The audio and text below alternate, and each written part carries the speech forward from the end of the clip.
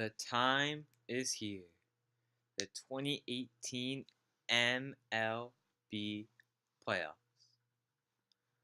This year we got some great teams, some great seasons, and these are going to be my picks to who's going to take home the World Series trophy.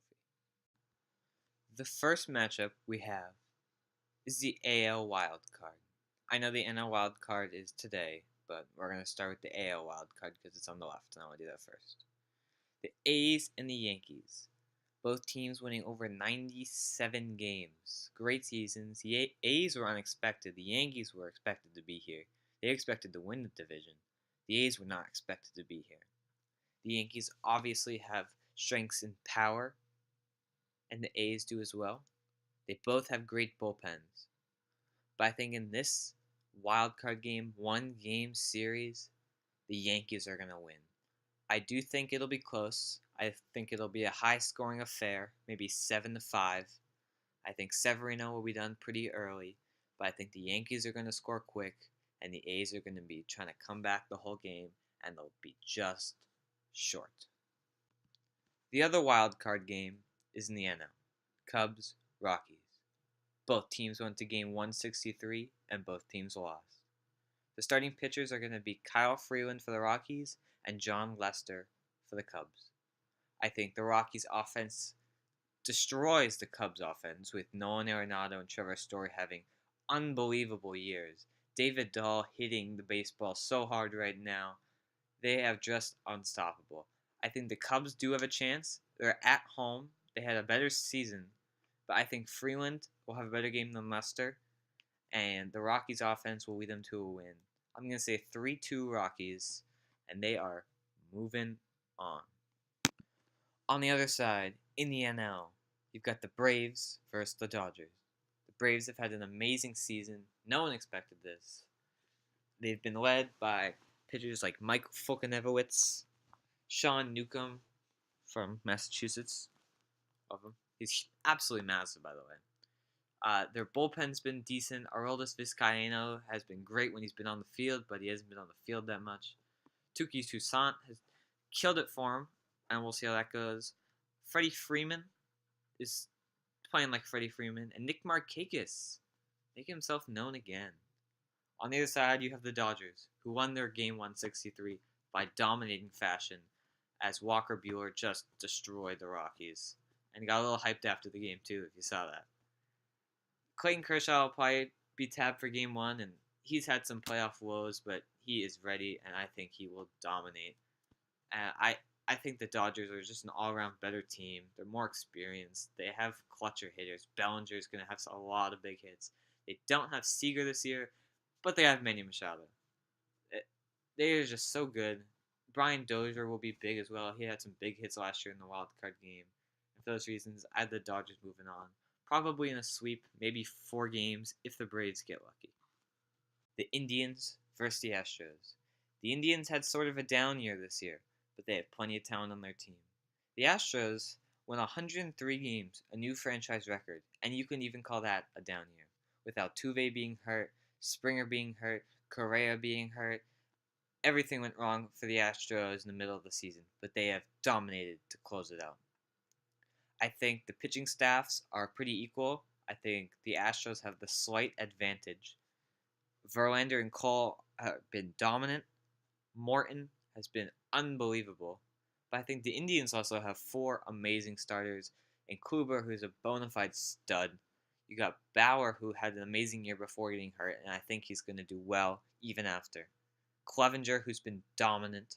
And Carrasco, who will probably start game 2, and he has just been amazing. The top of the lineup of these teams are just unbelievable. You got Lindor, Brantley, Ramirez, Encarnacion, Donaldson for the Indians. That's unbelievable. You got Altuve, Bregman, Springer, Correa, Gaddis, Gonzalez. I think the bottom of the order, though, will be what decides these games. I think the Indians will have more clutch hits than the Astros. And for those reasons, I'm going to go with the Indians. I think their bullpen will also prevail. Andrew Miller's been struggling, but I think he will do well. Cody Allen, he's been in September, but we'll see. and Brad Hand will shut them down at the late games. I don't trust the Astros bullpen as much as I trust the Indians bullpen. I'd say the Indians in 4. If it goes to 5, I'd say the Astros would win. We have the Brewers versus the Rockies. The Rockies are going to come off hot after the wild card win, but being depleted of their two top starting pitchers in Marquez and Freeland will hurt them early.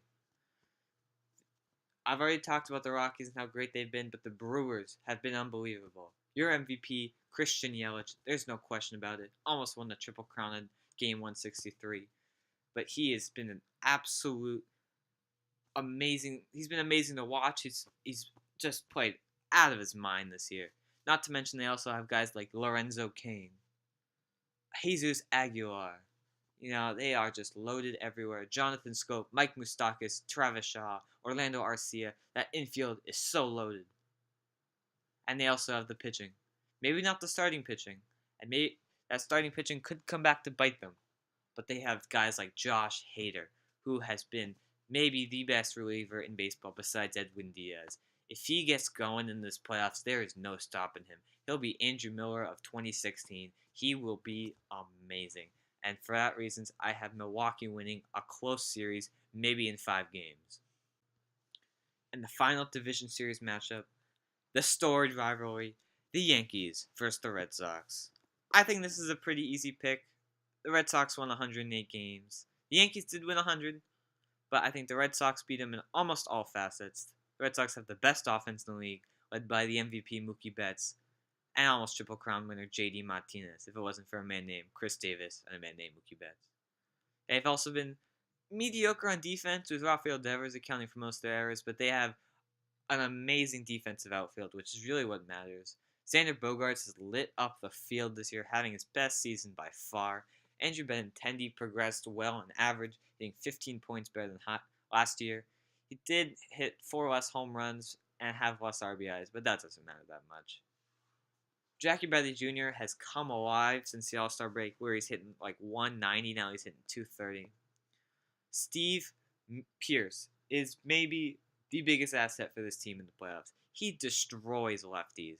He will absolutely dominate the Yankees as he has all year. I don't think Mitch Moreland should start. I don't think he will. I think Devers would be big, and the starting pitching isn't even close. Sale and Price will dominate in games 1 and 2. Those are easy wins. And then I would hope Evaldi would start game 3. I'm hearing Porcello will, but it seems like Evaldi will. The Yankees do have the edge in bullpen, so I think if there's a close game, the Yankees might have the edge there, but I think the Red Sox, number 1 offense, will dominate them, and the Red Sox are moving on to the ALCS. Now you've got your ALCS. Indians, Red Sox, 7-game series, 4 at Fenway, 3 in Cleveland. This is going to be great. Cleveland did beat Boston in 2016 by sweeping them, but this is a completely different team from Boston. Their starting pitching has increased tenfold with the likes of Chris Sale and the emergence of David Price late in this year. And the acquisition of Nathan Evaldi and the progression of Eduardo Rodriguez, who will mostly be used in the bullpen role. I think the Indians will make it close. I think their offense will score some runs, but I think the Red Sox starting pitching can hold them down for just long enough where the bullpen doesn't have to do that much work. Guys like Ryan Brazier and Stephen Wright are going to be key, because if the Red Sox can get it to the 9th inning with the lead, they almost certainly have a win with a top 5 closer in the league, Craig Kimbrell. The Indians do make a strong case with their offense and their starting pitching, but nothing's going to stop the Red Sox this year. It's just, the Red Sox are going to score runs. They're going to score probably 5 a game. But can their pitching hold it? That's the biggest question. Can their pitching hold these offenses to less than 5 a game? If they can, they've done their job. If they can't, they won't win games. But I think the Red Sox are going to move on to their first World Series appearance since 2013, and you'll see who they're going to face next. On the NL side, we have 2 great teams, the Dodgers and the Brewers. The Dodgers probably easily coming out of this Braves series with no sweat, but I think they'll get a little tired. The Brewers will probably have to play 4 or 5 against the Rockies and be a little more ready.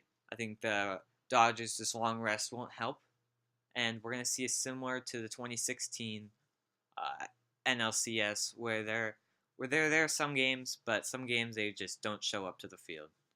I think the Brewers' relief pitching is going to be so big. Guys like Jeremy Jeffries and Josh Hader are going to destroy them late in games. If the Brewers can get early leads and get it to these late innings to their bullpen, they are going to win easily. I think the series is going to be close. I think the Dodgers will put up a big fight. I'm hoping it goes to 7 games. I think in Milwaukee, that game 7, Josh Hader's going to come out, throw 3 shutdown innings in the game, and then probably Jeremy Jeffries in for the 9th. I think the Brewers are going to win this series and advance to their first World Series. And you got your World Series matchup.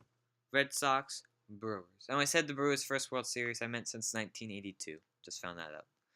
I think this will be a pretty good series. I think the Red Sox will take the first 2 at home with their 2 great starting pitchers. And I think the Brewers will take the next 2 at home with their great bullpen and their crowd. I think the Brewers, the guy's going to be going down the slide a lot. Porcello and Eovaldi will probably giving up too many home runs, and they'll lose the next 2. So you get your series tied at 2-2. Game 5 in Milwaukee. I think it's going to be close, but I think the Red Sox and JD Martinez are going to have 1 too many hits, 1 too many home runs, 1 too many big hits, and they're going to take Game 5. Heading back to Boston up 3-2. I think it's all but done. The Red Sox win in 6. The Red Sox are your World Series champions of 2018. But and again, these are just predictions. So let me know what you guys think in the comments. Like and subscribe for more videos. I'll be putting out top 10 center fielders very soon. Then I'll try to do the rest of the positions, and then I'll do Major League players and then awards. Thank you.